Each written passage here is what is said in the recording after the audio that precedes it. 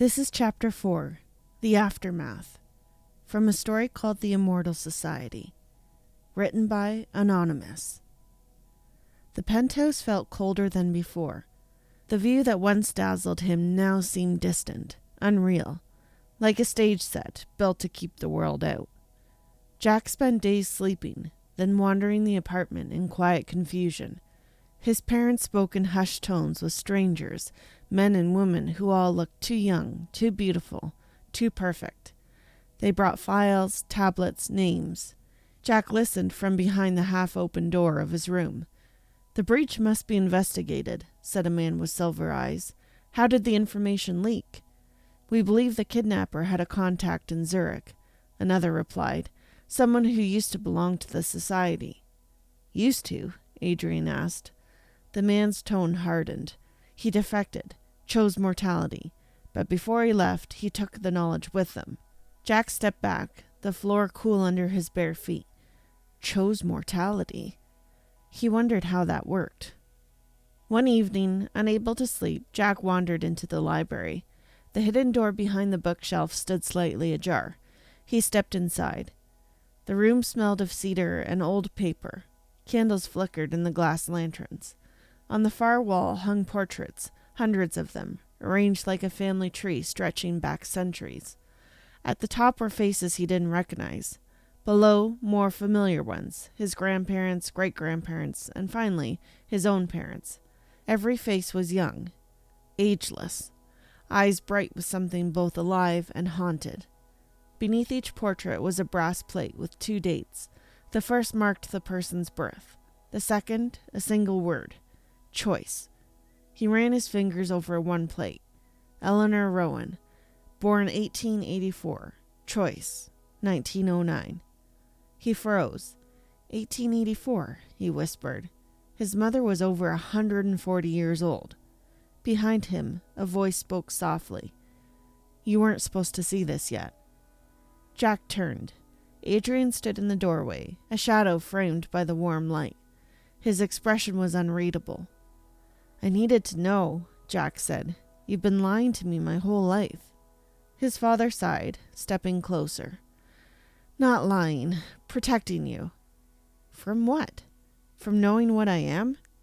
Adrian paused beside a painting, a woman with dark hair and eyes like Jack's. "Do you know why the society exists?" Jack shook his head.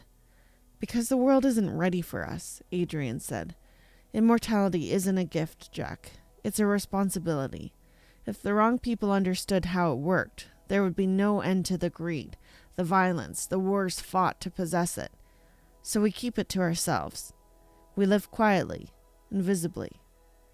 Jack stared at the portraits. "And what happens to the people who don't want it?" "They make their choice at 25, Adrian said softly. "They live normal lives, grow old, and die. We honor them, but we don't interfere." Jack swallowed hard.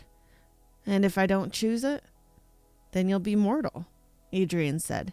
"And when you die, we'll keep your name here, among ours." Jack looked at his father, so calm, so eternal, and felt something inside him twist. He didn't know which was worse, the thought of dying or of living forever. That night, Jack sat at his desk, the compass his mother had given him resting beside a piece of paper. He picked up his pen and began to write. "Dear Charlie, I'm okay. I'm home now, back in New York. They said I shouldn't write you, but I had to. I don't know if you'll believe everything I told you at camp, but I meant it. All of it. You're the only person I've ever told the truth to. Sometimes I think about what you asked, if I'd want to live forever. I still don't know. But if I ever do, I hope you'll still be somewhere in the world. Maybe that's what living forever should mean, not being afraid to remember someone. Jack."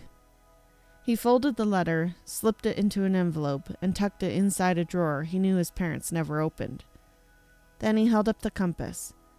Its needle spun for a moment before settling, not north, but west, toward her. In the weeks that followed, the Immortals Society's closed ranks. The kidnapper was found dead from what appeared to be natural causes. The world, as always, never learned the truth. But something had shifted in Jack. He began asking questions his parents didn't want him to ask. He studied the portraits again and again. He noticed that none of them smiled. The immortals weren't radiant gods living beyond time. They were prisoners of their own eternity.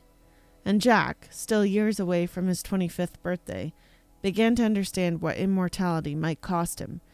Not his body, not his soul, but his heart. Because to live forever meant watching everyone else fade. And somewhere, in another city under another sky, a girl named Charlie was looking at the same stars, wondering if her best friend was still out there, and if one day he'd come back. That was Chapter 4, The Aftermath, from a story called The Immortals Society, written by Anonymous. Thank you so much for listening, and we'll see you again next time.